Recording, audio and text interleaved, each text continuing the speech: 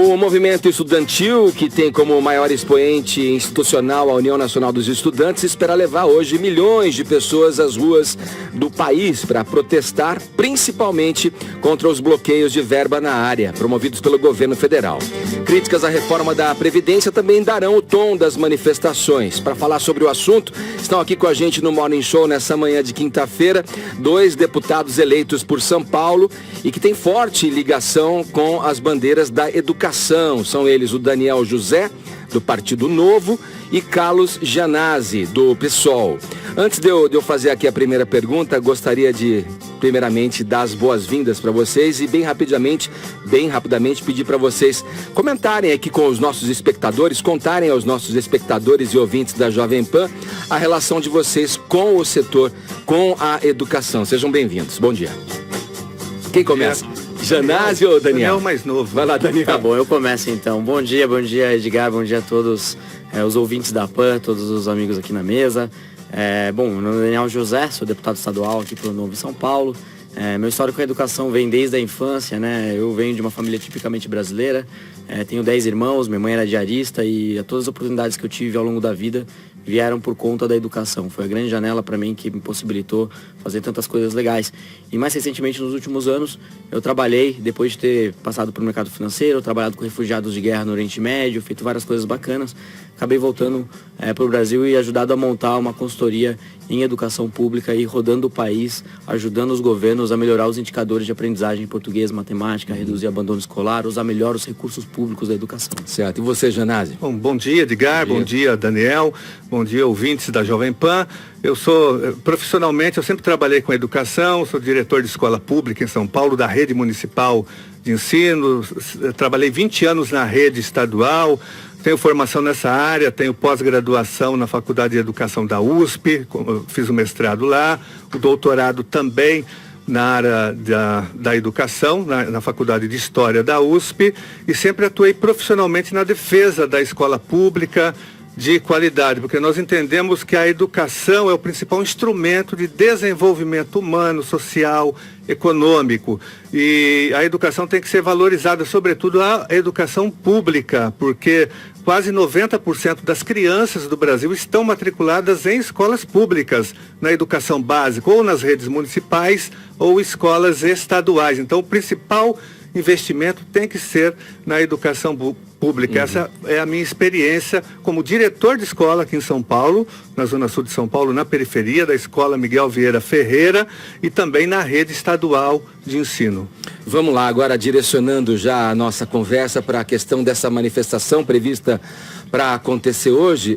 Se percebe um movimento de tanto de um lado como do outro, de buscar evitar as pautas difusas ali. Eu citei, né, essa questão da educação sendo colocada hoje como mote principal, mas permeado também em algum momento ali, contaminado pelas reivindicações com relação à Previdência, né, como eu falei aqui.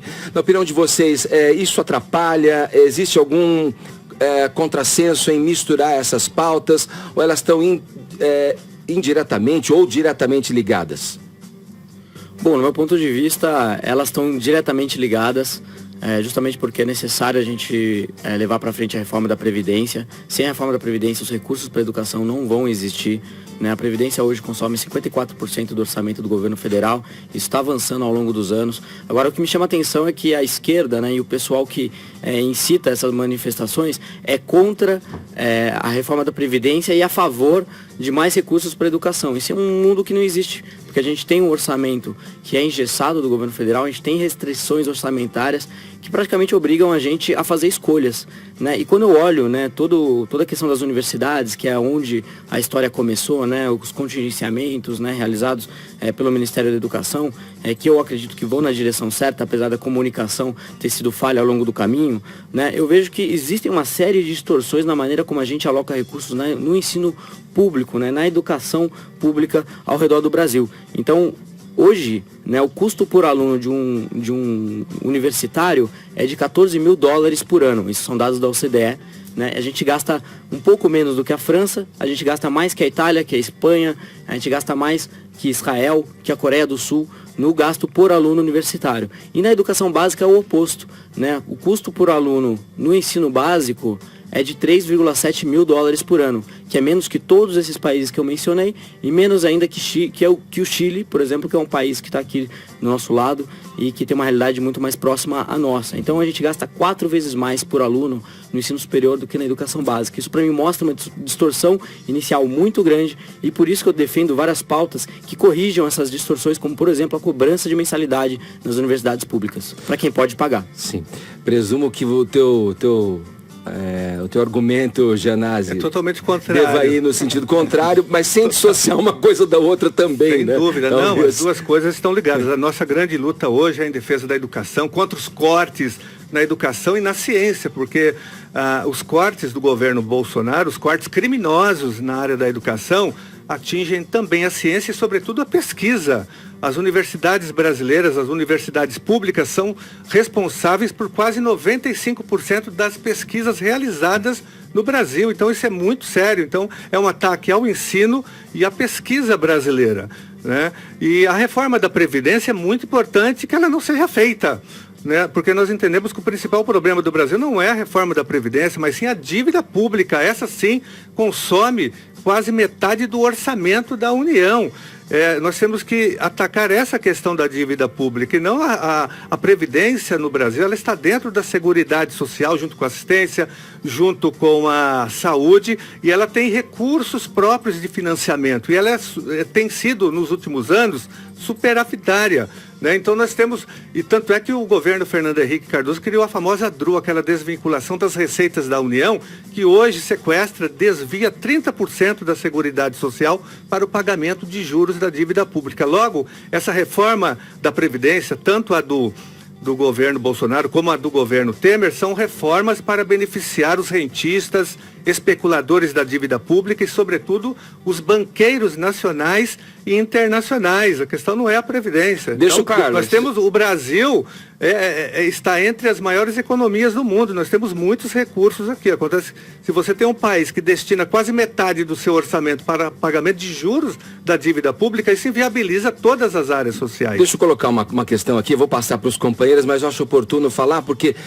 um lado diz que esse dinheiro enviado para pesquisa, para os grandes centros universitários, para os centros acadêmicos brasileiros, ele é mal utilizado, ele não retorna proporcionalmente ao investimento que se faz. Essa é a alegação do governo de turno. Por outro lado, a oposição alega que esse número alardeado da Previdência pela equipe econômica do governo, da ordem de 200 bilhões, esse déficit e tal, não seria esse o número real, seria um número que é deficitário, mas muito, muito menor.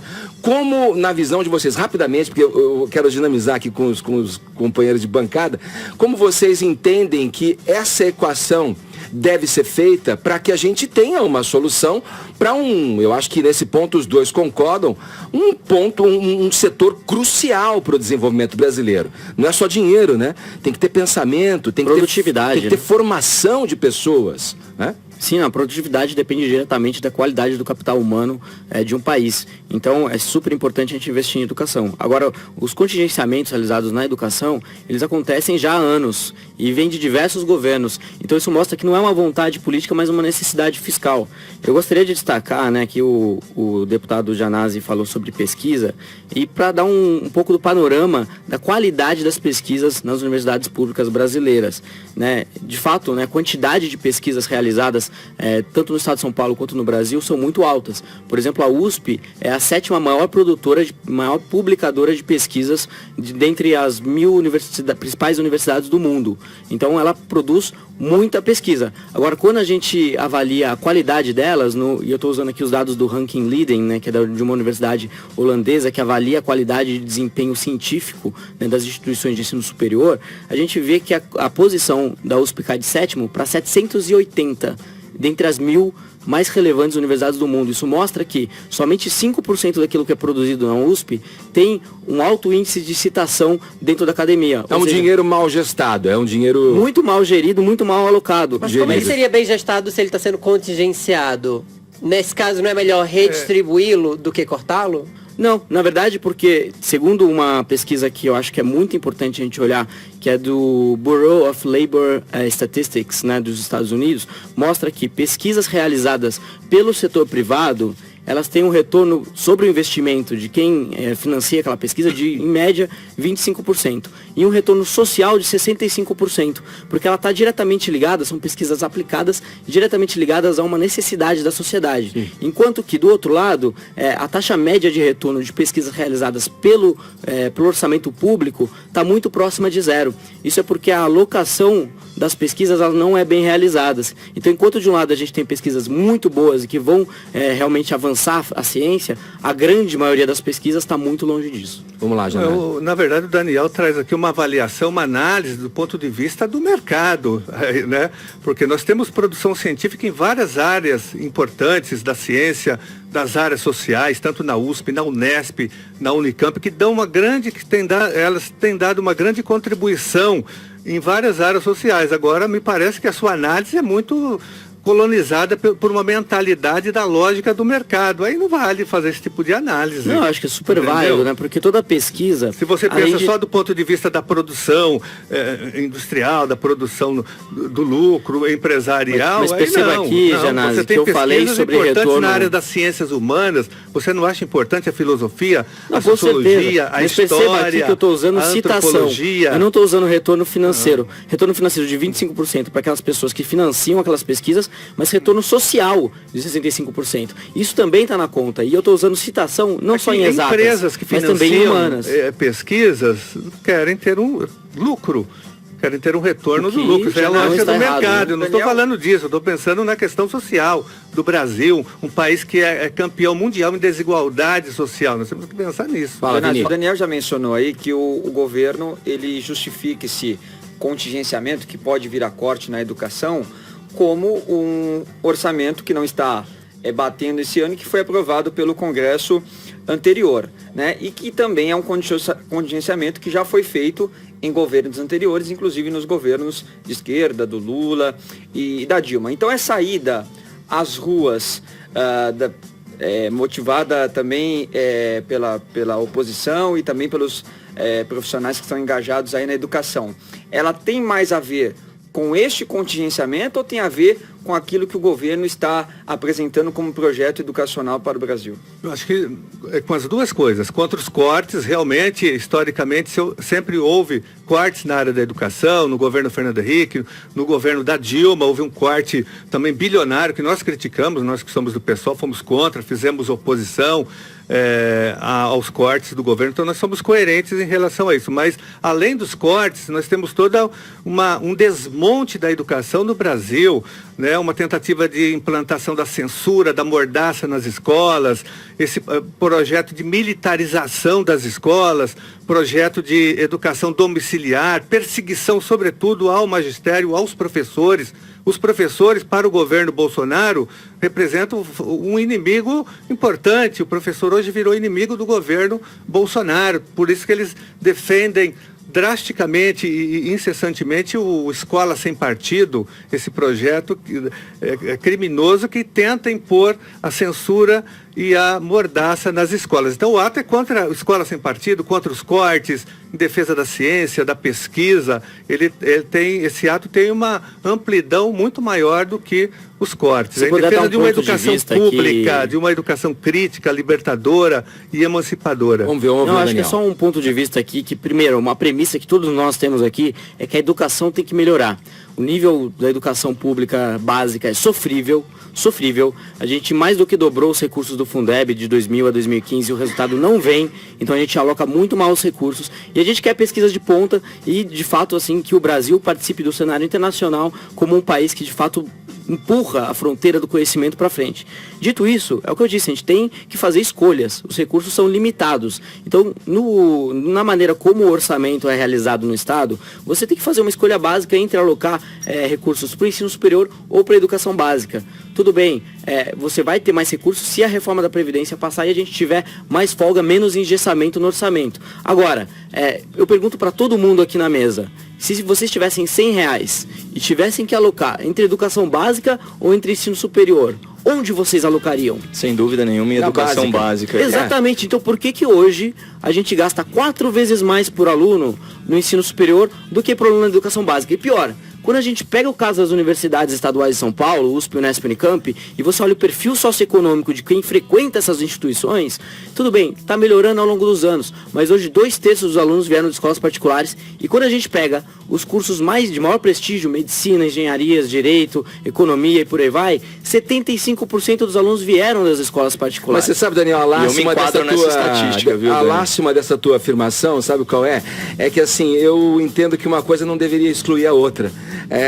Vários governos se passaram no país sem investir na escola básica, na escola de formação, fazendo com que o jovem chegasse na idade universitária sem saber escrever e interpretar um texto. Isso é um fato da deficiência da história. Porque ninguém, né, se propôs, Janazzi, principalmente os governos progressistas, os governos que tiveram no comando do país nas últimas décadas, não se propuseram a valorizar isso, porque talvez não houvesse ali a perspectiva de um retorno imediato. É um retorno que vai acontecer depois de 20 anos, né? Só uma informação rapidona aqui, o fato de cortar do ensino superior não significa também que do ensino básico não haverá cortes, porque eu tenho aqui, por exemplo, uma matéria da revista Exame, dizendo que o próprio médico, o próprio MEC contrariou o discurso e tirou verba da educação básica. Pelo menos 2,4 milhões foram bloqueados da educação básica. Esse é um falso problema, viu? Esse é um problema real. A questão é que hoje o orçamento está tão apertado que não dá para apoiar as duas coisas. Vamos lá. O Janazzi está dizendo que é um falso problema. Que é um problema que é inventado, que talvez aqui no estado de São Paulo que nós acompanhamos, o orçamento hoje da educação, da Secretaria Estadual de Educação, né, que cuida da educação básica, é de aproximadamente 32 bilhões de reais. Para as universidades, nós temos aproximadamente 9 bilhões.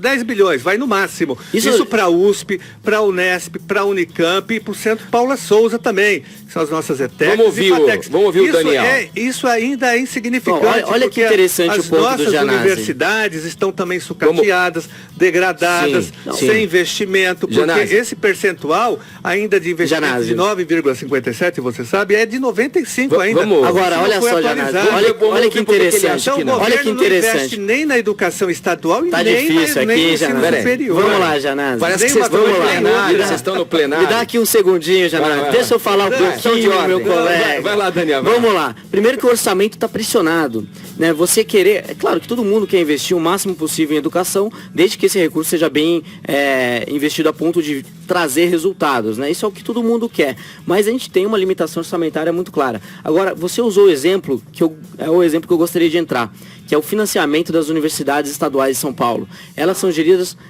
são financiadas através do ICMS, como você acabou de falar. O ICMS é o imposto que incide majoritariamente sobre o consumo, e quem consome mais com o percentual da renda são as famílias mais pobres, né? Então, portanto, e como o número de famílias pobres é muito maior que o número de famílias ricas, é um imposto que incide muito mais na base da pirâmide da sociedade, incide muito sobre os pobres. E são esses recursos que financiam os alunos que vão estudar na USP, na Unesp e na Unicamp, que são esses alunos que eu acabei de falar, 2/3 vindo das escolas particulares. Então a gente tem hoje, na realidade do estado de São Paulo e na realidade do Brasil de modo geral, uma universidade em que quem estuda são os filhos dos ricos, né?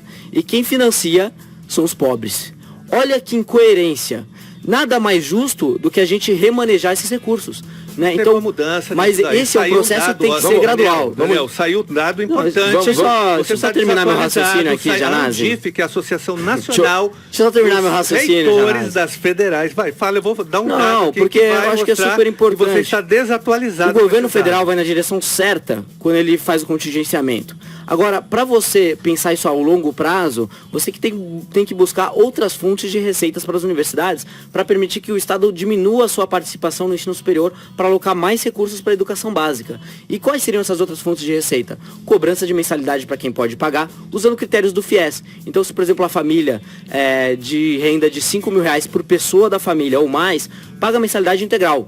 Abaixo disso vai ganhando bolsas parciais de estudos até chegar a um limite de bolsa integral. Maior financiamento privado para pesquisas isso é super importante. Eu sou a favor de venda de naming rights nas universidades, então se a pessoa quiser doar para ter o nome dele na sala de aula, para ter o nome no departamento, ela pode doar. Isso eu acho que é super importante, uma fonte de receita relevante. E nos Estados Unidos é basicamente isso que conserva as universidades que lá são pagas, Daniel, e não só a mensalidade de quem pode pagar, né? Exatamente. Isso é importante também ressaltar. Muita gente acha que pagando-se uma mensalidade quem pode, você resolveria esse problema, o que não é verdade. Não é verdade. Isso é uma falsa verdade que se espalha por aí, que se, por exemplo, o Caio pudesse pagar a faculdade e contribuísse, ele estaria salvando a universidade pública que ele fez. Um ótimo ponto. E eu fiz uma publicação no ano passado que mostra que a cobrança de mensalidade bateria no teto de 10% do orçamento das universidades. Não conseguiria avançar muito mais que isso. Por isso que outras fontes de receita também são importantes. Fundo patrimonial, a aproximação do setor privado, como eu já disse. Enfim, tem uma série de alternativas para diversificar as fontes de receitas das universidades e poder alocar mais recursos na educação básica, que é o que o meu amigo aqui, Janazzi, deveria defender com muito mais força, ao invés de simplesmente querer mais dinheiro para o ensino superior, para os filhos ricos estudar.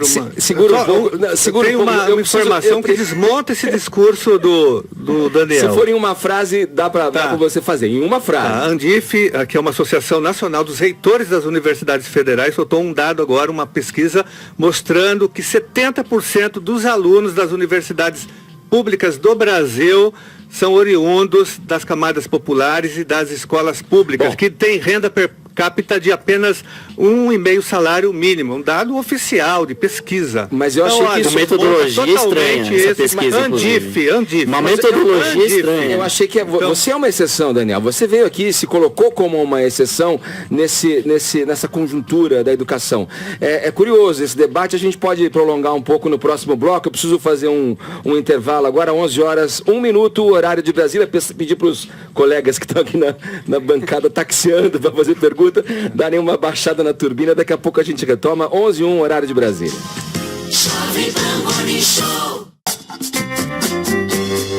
Hoje aqui no Morning Show estamos promovendo um debate sobre educação com as presenças dos deputados eleitos por São Paulo, o Daniel José, do Partido Novo, e o Carlos Janazzi, do PSOL. Vamos retomar a nossa conversa sobre educação. Caio, vamos lá, pode mandar uma aí. Beleza, é o seguinte, Daniel.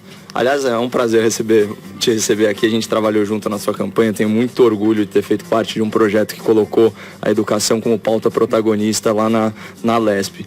Você fala muito que as oportunidades na sua vida elas vieram pela educação, e eu tenho profunda admiração aí pela sua trajetória. Tem um cara de origem muito humilde, né? Família de 11 irmãos, filho de uma diarista. Você conhece bem o quadro de desigualdade, muito mais do que os elitistas da academia brasileira.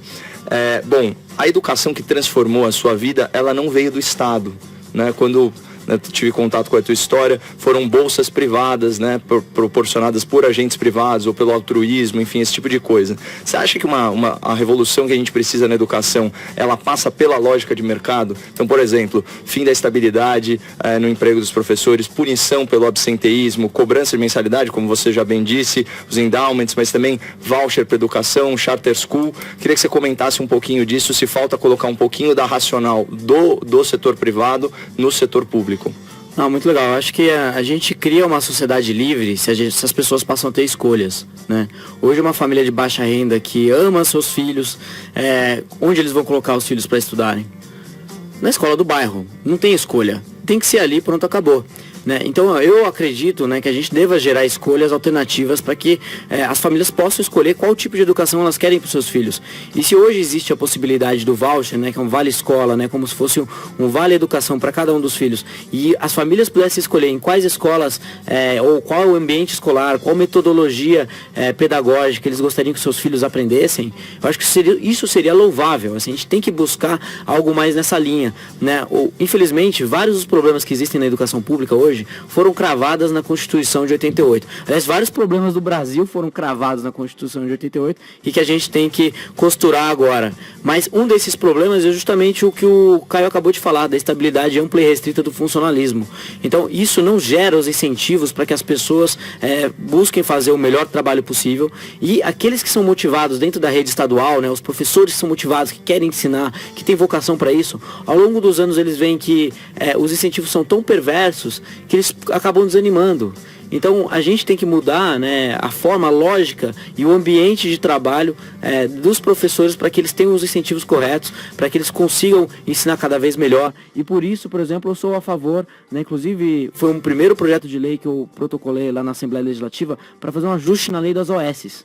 Eu gostaria de ver um modelo de charter school que é realizado em diversos outros países, mais de 70 países ao redor do mundo, e que aqui ainda não foi testado no Brasil, que é você pegar um pequeno grupo de escolas da rede pública e colocar ali como gestão uma organização social, assim como acontece em diversos hospitais ao redor do Brasil. Nisso, a gente deixa de depender daqueles critérios, né, cravados na Constituição de 88, que travam muito o desempenho da escola, como a estabilidade ampla e restrita, como a dificuldade de se fazer compras e por aí vai. Então, e aí, dando liberdade total para que essa organização social busque a metodologia pedagógica que achar mais adequada, busque fazer as melhorias que achar mais adequada, desde que também tem uma contrapartida.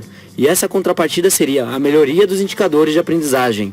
Então, para que uma organização social continue gerindo a escola ao longo prazo, ela deveria ter metas para melhorar o aprendizado de português e matemática, ter metas para reduzir o abandono escolar, que hoje é absurdo. Só para dar uma ideia, e terminando aqui, vou passar já para o Gianazzi, mas no Brasil, só 4% de quem se forma no ensino médio sabe matemática básica.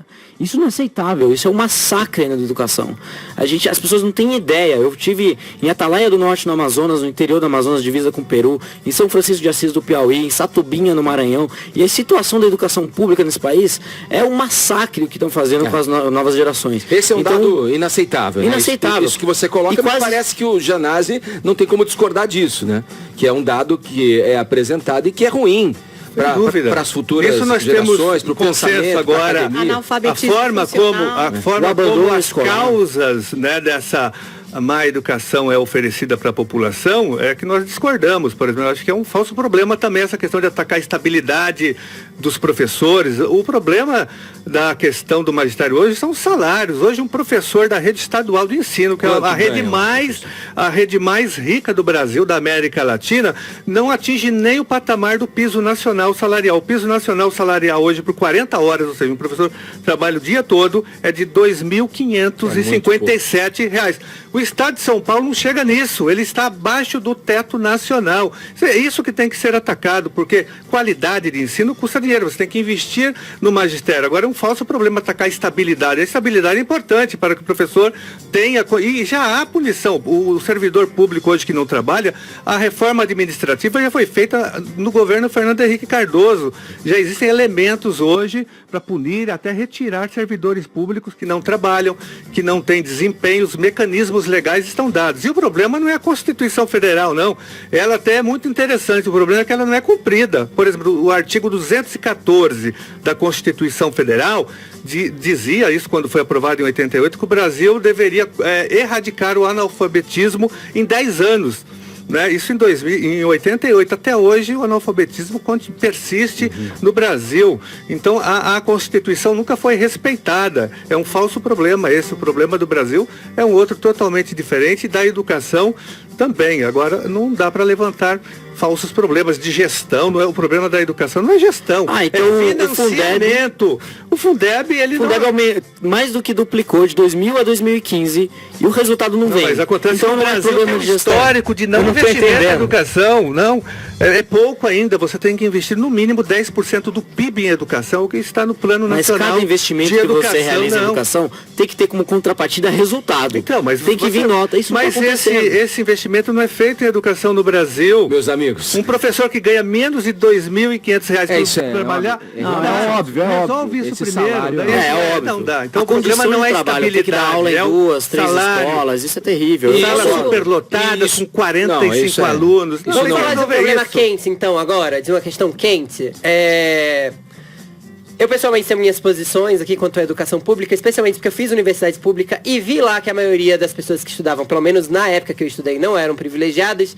E me preocupo com o contingenciamento do dinheiro para a educação, especialmente porque não é só a universidade que é mantida, né? Eles têm que manter projetos científicos, museus e muitas outras coisas. Mas, para além disso, estou aqui pensando, como é que vocês encaram um presidente ter dito que as pessoas que vão à rua protestar por educação são idiotas úteis. Eu queria saber a opinião de vocês dois quanto a essa declaração. Como a gente classifica quem vai lá exercer seu livre direito à manifestação? Você quer começar, Janás? Eu mando bala.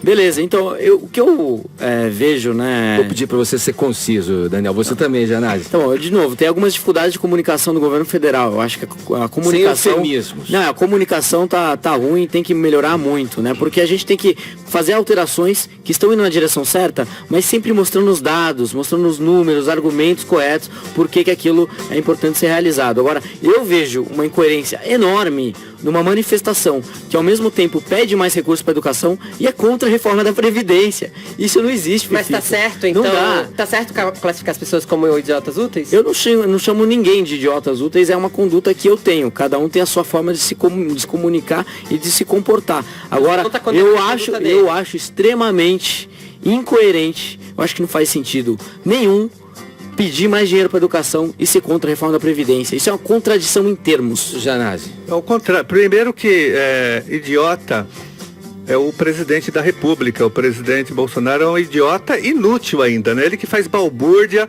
ataca a educação, corta as verbas da educação. Daniel, a reforma da Previdência, essa reforma é dos banqueiros nacionais e internacionais, das Lula empresas defendia privadas. desde 2002. É bem diferente. Nós fomos contra a reforma do Lula, do Fernando Henrique, a emenda 20. Nós somos coerentes, viu? Aliás, o PSOL, ele é uma dissidência do PT porque nós fomos contra a reforma da Previdência do Lula. Então, se tem algo que nós temos é coerência no nosso comportamento. Então hoje nós estaremos nas ruas, aqui no Largo da Batata, em todo o Brasil, contra os cortes, contra os ataques à ciência, a educação pública e contra também a reforma da Previdência. Essa reforma da Previdência, ela vai acabar com a aposentadoria no Brasil, e vai acabar também com a seguridade social. Ela interessa aos bancos que vão ficar com esse fundo previdenciário bilionário da Previdência Social e as empresas privadas de previdência. Não interessa ao povo brasileiro. Sabe que isso não é verdade, Janás? Não, é verdade, a esquerda está ficando cada vez melhor em praticar o oposto daquilo que discurso. Não é esquerda. Olha, eu quero agradecer, infelizmente nosso tempo acabou, esse daria pano para manga para uma outra sessão de debate aqui no Morning Show. Queria agradecer a presença aqui no estúdio do Daniel José, que ele é deputado federal pelo Partido Novo, estadual, e o Carlos Janazzi, deputado estadual pelo PSOL. Muito obrigado pela presença de vocês.